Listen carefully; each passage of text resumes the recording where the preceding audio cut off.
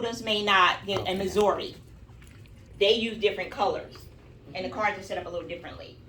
So if someone has a card from that state, the first thing you need to ask them is what you guys won't be doing. Right now you're concentrating on Florida because you can't do anything with a card from out of state. However, I take that back. Someone can come to Yolanda and say, I need a card for New Jersey.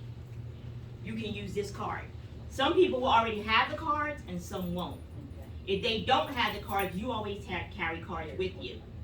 Okay? But again, wherever you're taking it, if you're taking it to Puerto Rico, because I've had people say, I'm taking this, I'm like, wherever you can take it, that's on you. I'm just rolling your fingers and making sure everything is filled out properly.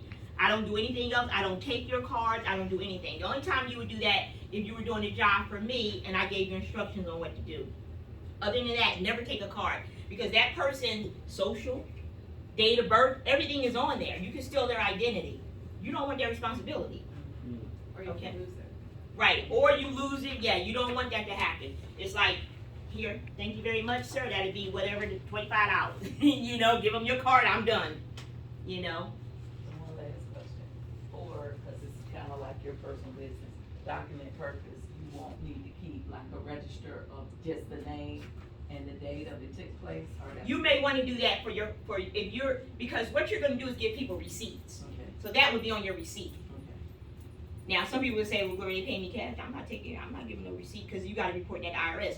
What you guys are setting up is your own business. No, she Okay? didn't I want say you to know that. So whether you report it to IRS, that's on you. I'm not going to tell you. You're supposed to report all the income you make. Okay. You're setting up your own company by doing this.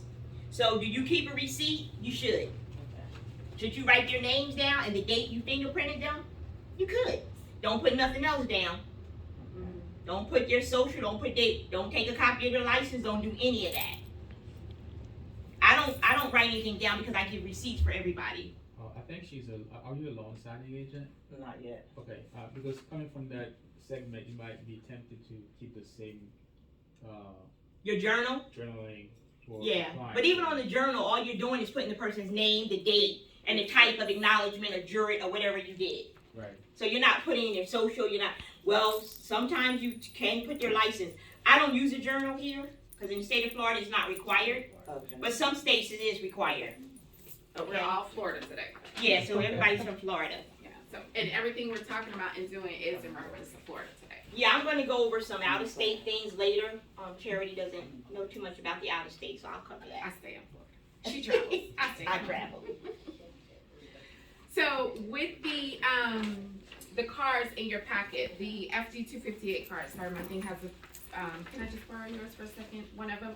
So you want to make sure the first thing is, you have to verify who you're fingerprinting. So you get their ID. You want to make sure, hey, this is Javier. This is who you're supposed to be. Not, I'm giving you an ID for Javier, but I'm not looking like Javier. So you identification, just like in your notary thing or any service you may provide, you always want to be able to identify the person. Okay. So first thing on your appointment, hey, Yolanda, I'm Charity. I'm Charity's mobile fingerprinting. May I have a copy of your ID so I can just verify you are who you are. Okay. And then the next step of the process, you want people to have clean hands. Clean hands is very important, okay? Because of the fact that if your hands aren't clean, if they got grease or something, you're not gonna get a very, very clear fingerprint.